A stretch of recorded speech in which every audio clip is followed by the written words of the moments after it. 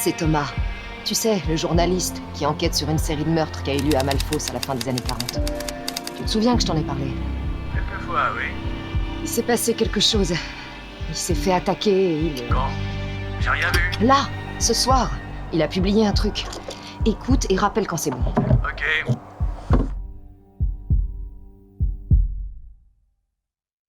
Le projet Malfos est né dans mon esprit il y a 5 ans. À la base, ça devait se passer dans un manoir avec 12 personnes et ça devait durer 1 mois, pas plus. Et puis comme j'étais fan du Chien des Baskerville de Conan Doyle, des romans d'Agatha Christie, j'ai imaginé un petit village perdu quelque part en France, avec 142 habitants, c'est presque un hameau, et parmi eux un assassin. Et en terminant cette première affaire, qui se passait en 1948 à l'époque, j'ai voulu imaginer tout plein de légendes autour, avec un folklore. Et puis après, j'ai commencé à mettre en place des événements clés qui remontent au XIIIe siècle pour vraiment créer toute une mythologie autour de Malfos.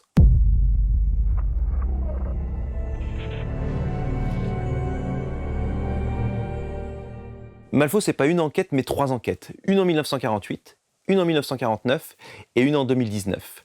Et il y a 9 supports selon l'enquête qu'on va choisir, comme par exemple la série audio qui, elle, touche les 3 enquêtes, mais il y a aussi un livre qui va toucher l'affaire de 1948, un documentaire qui va toucher que l'affaire de 1949, une application mobile, par exemple, qui va toucher que l'affaire de 2019. Donc les personnes choisissent l'enquête qu'ils ont envie de faire, et puis derrière ça, il y a 112 personnes qui ont travaillé autour de ce projet pendant 1 an.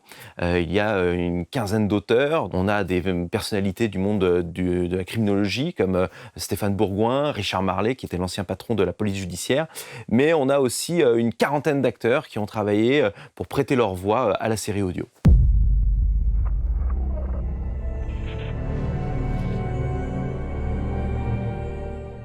J'ai fait appel à 13 auteurs parce que je voulais que chacun puisse y apporter son univers. Par exemple, Sophie Loubière, c'est une spécialiste des faits divers et je voulais vraiment que, quand elle allait créer l'épisode 1, qu'elle puisse presque donner l'impression de quelque chose en temps réel. Ce qui était un petit peu différent de Patrick Beau quand il a fait son épisode, parce que Patrick, lui, était spécialisé dans tout ce qui est histoire, folklore. Et donc, il a créé un personnage qui est un personnage du XVIIe siècle, qui serait peut-être à l'origine des malédictions de Malfos. Franck Tillier, par exemple, a écrit un épisode vraiment sur le serial killer. Donc chacun de ces auteurs a apporté un petit peu de son talent, de son imaginaire, mais surtout de son univers. Et c'est pour ça que je voulais vraiment que Malfos soit, quand on écoute la série audio, qu'on se dise je rentre dans l'univers d'un auteur.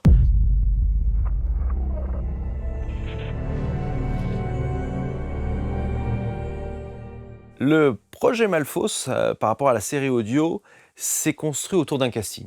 C'était hyper important d'avoir des voix qu'on allait aimer. Et c'est la partie la plus compliquée parce que en amont, on va créer une trentaine, voire quarantaine de personnages. Et du coup, il faut trouver la voix pour chacun de ces personnages.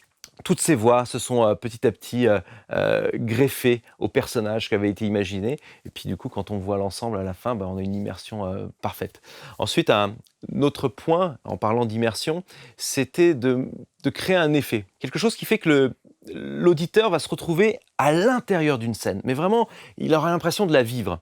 Et pour ça, on a fait appel au studio Scopiton et à Novella parce qu'ils maîtrisent une technique toute particulière qui s'appelle le binaural.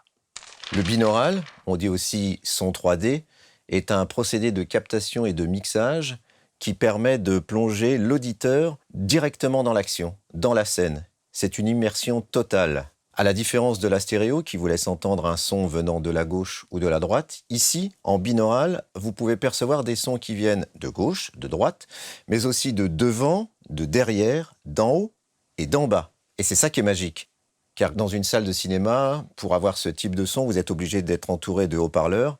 Ici, un simple casque suffit. La palpation de la face pour détecter l'occurrence d'hématomes s'est avérée impossible du fait de l'absence de la tête de la victime.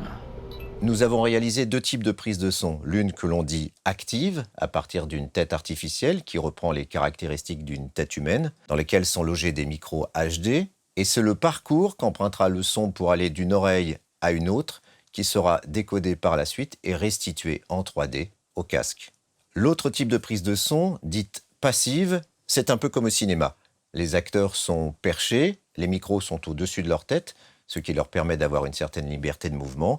Et par la suite, les sons seront spatialisés, gauche, droite, devant, derrière, à partir de logiciels mathématiques.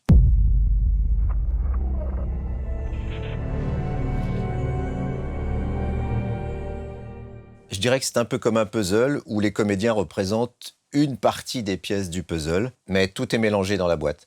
En fonction des plannings de chacun, on essaye de regrouper les acteurs en fonction des scènes. Sinon, on enregistre des pistes et on remplit progressivement en fonction de l'arrivée des comédiens dans un ordre qui malheureusement est différent. Chaque comédien enregistre ses textes et c'est le directeur artistique qui lui donne les répliques précédentes de manière à donner du sens à toute la scène. Tu te fous de ma gueule? Je capte pas bien, écoute. Désolée pour le sujet. Je m'en occuperai en rentrant. Ouais, et tu rentres quand au juste, Anna? On s'en fout du sujet, c'est toi qui me fais peur. Qu'est-ce qui se passe là-bas? C'est Thomas. Tu sais, le journaliste qui enquête sur une série de meurtres qui a eu lieu à Malfos à la fin des années 40. Tiens, essaye de me faire une inflexion. Ça y est, pardon. Je vais te la refaire.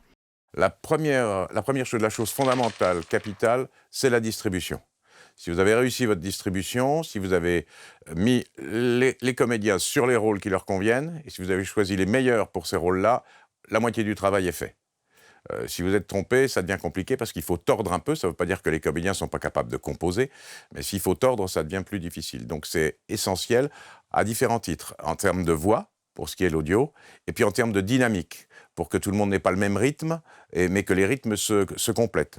Dans des œuvres audio, comme Malfos, il y a un élément complémentaire, c'est-à-dire qu'il faut faire très attention à ce que les voix ne se ressemblent pas. On a beaucoup moins ce problème-là en tournage ou au théâtre, puisque l'incarnation fait qu'on n'a pas trop ce problème-là. Si on voit monsieur un tel qui est blond, monsieur un tel qui est brun, si les voix sont un peu proches, on ne confondra jamais. À l'audio, ça peut devenir problématique et du coup, ça nuit au confort de l'auditeur et ça nuit à la restitution de l'œuvre, évidemment.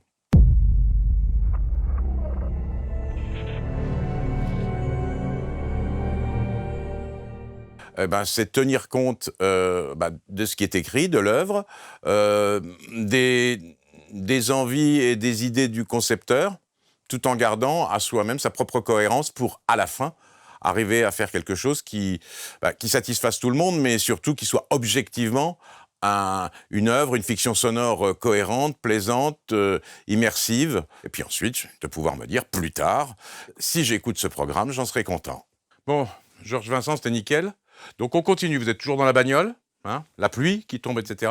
Et il y a Ingrid qui vient vous rejoindre. Tiens, Margot, ouais, mais tu vois, c'est aussi bien, hein, se raplacer, ça pose pas de problème. Ça vous pose pas de problème, vous, pour le fait qu'elle soit à l'extérieur de la bagnole au début, ça vous gêne pas, tout va bien? Ok, d'accord. Bon. On y va, je vous laisse, le texte. Prenez le temps, puis on se répond bien, on s'écoute. Ça va être sympathique et formidable comme toujours. Putain, Ingrid! J'étais sur le point de repartir. Qu'est-ce que tu foutais? Bonjour à toi aussi, Franck. Figure-toi que ça roule mal, voilà tout. Bon, désolé, je suis tendu. C'est bien que tu sois là. Ça me fait plaisir.